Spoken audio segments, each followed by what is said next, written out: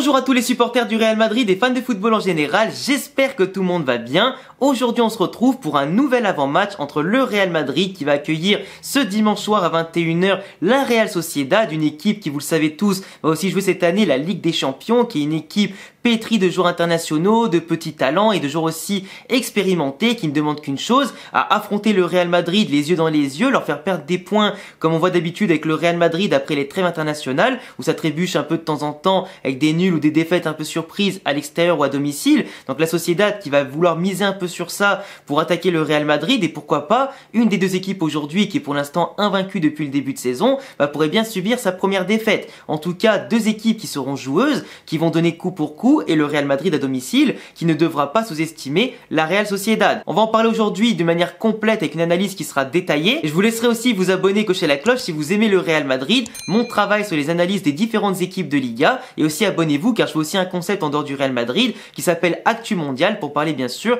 d'autres choses en général que le Real Madrid. Et puis tout le monde est le bienvenu sur la chaîne. Pour commencer cet avant-match, on a du coup la Real Sociedad avec leur forme du moment qui est quand même assez intéressante et intrigante. Ils sont par exemple le 8e de Liga pour le moment avec une capacité à être invaincu tout comme le Real Madrid comme j'ai dit tout à l'heure. 3 matchs nuls consécutifs pour ouvrir la saison, que ce soit à domicile ou à l'extérieur, avec un 1-1 contre Girona qui a la surprise générale et deuxième pour l'instant derrière le Real Madrid et qui fait un très bon début de saison. On a un 1-1 contre le Celta de Vigo qui est habitué à jouer le milieu de tableau ou le bas de tableau et parce qu'ils perdent beaucoup de joueurs, ils n'arrivent pas trop à renouveler l'effectif à chaque fois. Mais le Celta de Vigo voilà qui a tenu la dragée haute à la Sociedad, même si c'était un but aussi dans les dernières minutes il me semble. On a un 0-0 contre le promu Las Palmas à l'extérieur, dans un match qui a été très haché avec la Sociedad qui a commis beaucoup de fautes dans ce match-là, c'était pas très beau à voir. Et aussi un 4e match, cette fois-ci victorieux, 5-3 contre Grenade, qui justement est monté, donc c'est une équipe aussi promue tout comme Las Palmas. Un 5-3 qui vient un petit peu falsifier les chiffres offensivement comme défensivement de la Sociedad, qui sur 4 matchs a encaissé 5 buts, dont 3 dans un seul match, et en a marqué 7, dont 5 en un seul match. Donc pour l'instant, la Sociedad est un effectif qui doute, qui n'est pas encore en proie à son meilleur football, qui n'a pas encore vu en tout cas arriver pour l'instant la Ligue des Champions avec un effectif qui est assez limité. Donc quand la Ligue des Champions va commencer avec les phases de poule et les 6 matchs qu'il y aura à jouer plus la Liga etc et la Copa del Rey à venir, peut-être que la fatigue va commencer à se faire sentir et c'est peut-être aussi pour la Sociedad le bon moment entre guillemets d'affronter le Real Madrid après la trêve internationale là où le Real perd un peu des points la plupart du temps, mais aussi avant les grosses échéances qui pourraient limiter leur effectif en termes d'énergie, de rotation et tout ça. Donc le Real Madrid aura quand même affaire à un effectif qui sera solide, qui sera encore plein d'énergie en ce début de saison et qui va à mon avis courir partout, boucher un maximum les trous avec des transitions assez intéressantes et très rapides, mais une Real Sociedad aujourd'hui qui, comme je le disais, a pour l'instant une capacité offensive un peu limitée. Pour l'instant, on a Kubo, le petit prodige japonais du Real Madrid par exemple, qui est vendu là-bas avec encore une option possible sur Kubo avec 50% des droits du joueur,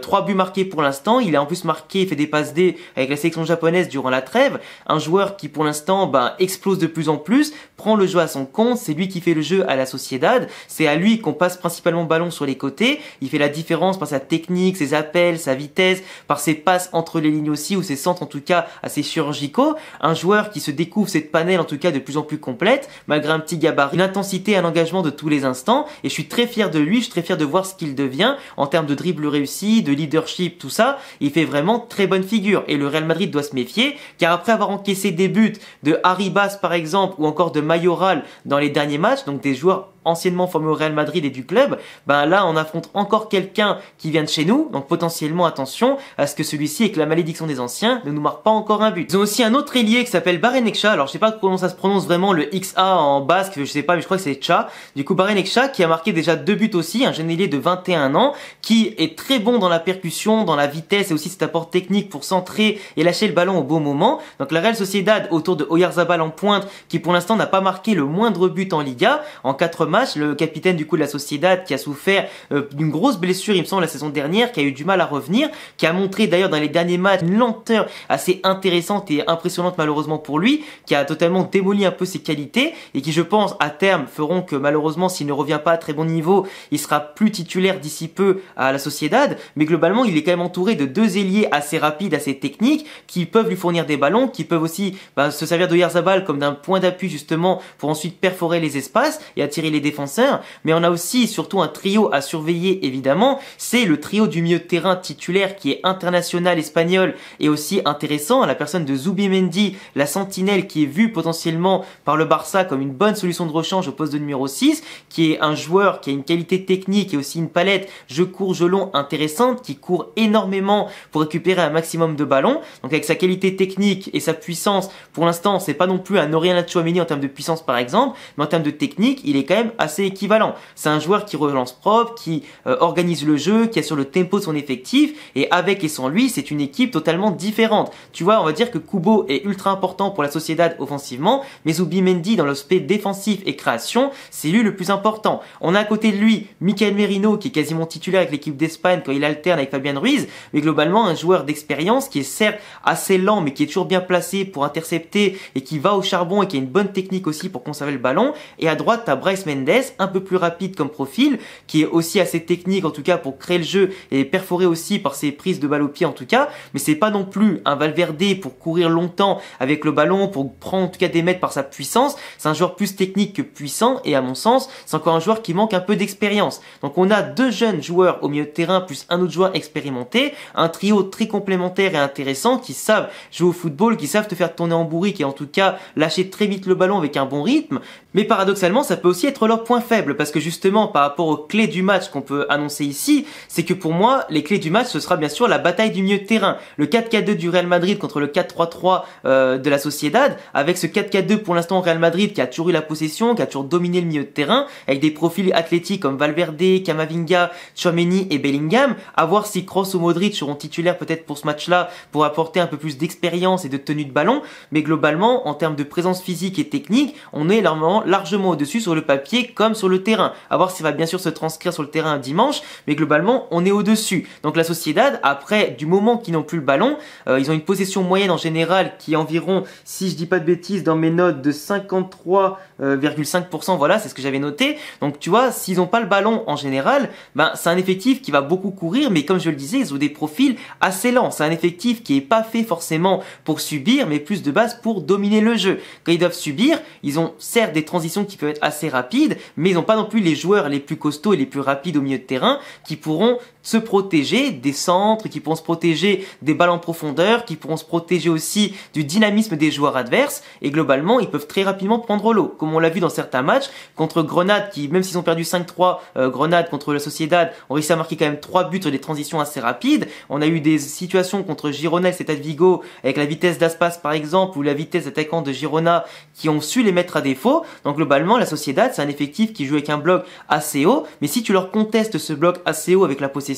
tu les pousses à reculer, bah déjà les deux ailiers comme Kubo et l'autre vont devoir reculer énormément, devront allonger les longues courses pour prendre à défaut le Real Madrid et donc s'épuiser beaucoup plus. T'as un mec comme Oyarzabal qui est assez lent, donc il pourra pas non plus faire des miracles sur les balles en profondeur quand la Sociedad devra passer le premier bloc offensif et défensif du Real Madrid. Et globalement t'as une défense avec le Normand qui est pas forcément assurance tout risque en termes techniques, etc. Donc le Real Madrid peut vraiment, avec la pression et un jeu dynamique et puissant, faire vraiment très mal à la Sociedad. Pour moi, le Real Madrid, s'ils apportent cette possession, cette puissance et cette vitesse dans le jeu, sans avoir un jeu trop stéréotypé, trop lent dans les transitions, on peut leur faire mal. Par contre, si on a la possession, mais qu'on a un jeu très lent, qu'on n'arrive pas à passer le bloc, à le contourner, qu'on joue de manière trop stérile, qu'on n'arrive pas à alterner les côtés dans l'axe, etc., on peut vraiment, par contre, subir des contre-assassins. Et là, par contre, le Real Madrid, on l'a déjà vu, des erreurs de concentration, on a déjà fait au début de saison, attention à ne pas les faire dans un match où la Sociedad pourra ensuite avoir tout loisir, s'imaginer nous ouvre le score, de nous faire encore plus mal quand nous, notre bloc sera peut-être beaucoup trop haut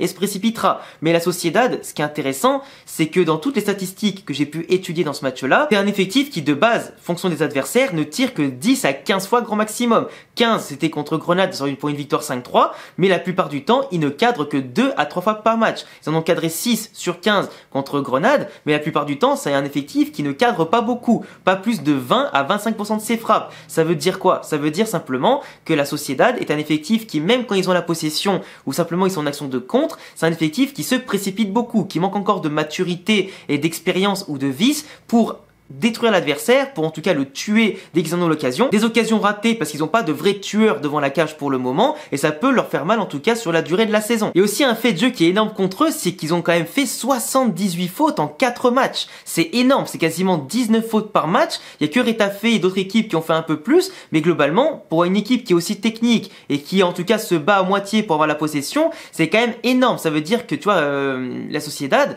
ils font beaucoup de petites fautes, ils ralentissent le jeu, ils font beaucoup aussi, j'allais dire, à cause du fait qu'ils sont dépassés par la vitesse et dans les espaces, ils font aussi beaucoup de tacles. Ils ont par exemple subi plus de 10 cartons jaunes pour le moment, ce qui est déjà énorme au bout de 4 journées. Donc à voir comment le Real Madrid va s'en sortir, en tout cas profiter de cette précipitation et ce manque de patience du côté de la Sociedad, et aussi bien sûr pour les tuer en attaque placée. Si tu mets de la vitesse, de la construction, de la puissance, et qu'en plus tu oses tirer de loin, que tu profites des coups de pied arrêtés, que tu mets un bon pressing, un bon contre-pressing et que tu es sur tous les deuxièmes ballons, tu vois que le Real Madrid pourrait les asphyxier dès la première mi-temps. Après, il faudrait être tueur, bien sûr assurer une rotation avec Ancelotti qui pourra, suivant le score, doser un peu les efforts de chacun après la trêve internationale, mais je pense qu'il y a vraiment un bon coup à jouer pour se mettre en confiance contre un bel adversaire et envoyer un signal contre la concurrence. Mais attention, comme je dis, aux contres qu'ils peuvent faire, aux coups de pied arrêtés aussi dans lesquels nous on n'excelle pas forcément, et aussi aux petites fautes de concentration qui nous coûtent des fois des points et des buts au début des matchs. Pour moi, le Real Madrid va jouer comme d'habitude un 4-4-2, Carvajal, Rudiger, Alaba, Fran Garcia, sûrement Tchouaméni en plus qui a été très bon avec l'équipe de France, Camavinga. Il y aura peut-être Toni Kroos à la place de Valverde, faut voir, faut assurer un peu le tempo. En plus Valverde il a joué avec l'Uruguay, donc avec les déplacements c'est un peu long et compliqué pour ça, donc faut pas le fatiguer trop, je pense qu'il commencera peut-être pas tout de suite. Bellingham en numéro 10, Rodrigo Rossellou, en plus Rossellou il a marqué avec les sélections et Rodrigo aussi, donc ça les met en confiance, donc je pense que ça partira comme ça, et à voir au fil du match si Brahim Diaz pourra jouer, si d'autres jeunes pourquoi pas pourront jouer, si Ceballos qui est normalement de retour pourra jouer aussi quelques minutes, et à voir aussi comment Ancelotti va évoluer avec sa tactique et son effectif tout au long de la rencontre, en espérant que chacun ne se blesse pas et qu'on fasse le travail assez tôt dans le match. Moi je vois bien un match assez ambitieux, assez électrique, et je vois bien un 3-1 pour le Real Madrid quand même, qui est en pleine confiance, et je pense que l'une des deux équipes sera plus invaincue à la fin de ce week-end là, et en tout cas je pense que ça va être un match avec pas mal de retournements de situation. Dites-moi ce que vous en pensez en commentaire, n'hésitez pas à vous abonner, cocher la cloche, le petit pouce bleu, mes réseaux Insta et Twitter en description pour parler en dehors des vidéos, et à bientôt les frérots pour prochaine vidéo. Ciao.